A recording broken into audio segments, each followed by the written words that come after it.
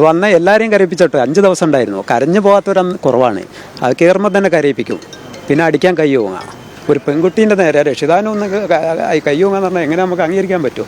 അപ്പം നമ്മൾ നിവൃത്തികേടാണ്. അല്ല ചേട്ടാ, ഇതെന്താ സംഭവം എന്ന് അറിയാം. ഇവിടെ ആരാ മാനേജ്മെൻറ്റ് ഞങ്ങൾക്കറിയില്ല.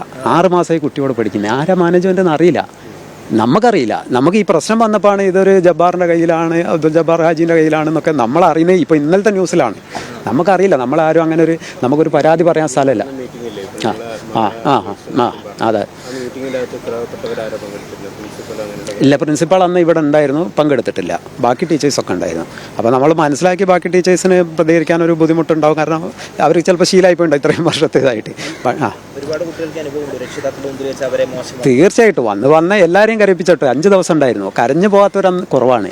അത് കയറുമ്പോൾ തന്നെ കരയിപ്പിക്കും. പിന്നെ അടിക്കാൻ കൈ ഓങ്ങാം. ഒരു പെൺകുട്ടീൻ്റെ നേരെ രക്ഷിതാനൊന്ന് കൈ ഓങ്ങാന്ന് പറഞ്ഞാൽ എങ്ങനെ നമുക്ക് അംഗീകരിക്കാൻ പറ്റും? അപ്പം നമ്മൾ നിവൃത്തികേടാണ്. ഇപ്പോൾ ഈ കുട്ടി മരിച്ചുകൊണ്ടാണ് നമുക്കിത് തുറന്ന് പറയാൻ പറ്റി. അപ്പോൾ റാംസാറാണ് ഇതിൽ നമ്മൾ കാണുന്നത് എത്രയും മോശമായിട്ടുള്ള പെരുമാറ്റം. മറ്റുള്ളവർ സൈലൻ്റായി നിന്ന് എന്നുള്ളതാണ് നമ്മൾ കാണുന്നത്. അതെ അതെ അതെ അതെ നമ്മളെ കുടുംബത്തോടു കൂടെ നിൽക്കാൻ തന്നെയാണ് തീരുമാനിച്ചത്. നമുക്ക് ആ രൂപത്തിൽ ആ കുട്ടിക്ക് നീതി കിട്ടണം. ഈ കേസ് തെളിയണം. ഇതിൽ ഒരു ആത്മഹത്യയായിട്ട് തള്ളേണ്ട കേസല്ലത്. ഇതൊരു ശരിക്ക് ഒരു കൊലപാതകം തന്നെയാണ്. അത് നിൽക്കണം. അവർ പറയുന്നതൊക്കെ 100% ശരിയാണ്. നമുക്ക് ബോധ്യപ്പെട്ടിട്ടുള്ള കാര്യമാണ്. നമുക്കറിയാലോ, നമ്മളെ കൂടെ പഠിക്കുന്ന ഒരു കുട്ടിയാണ്.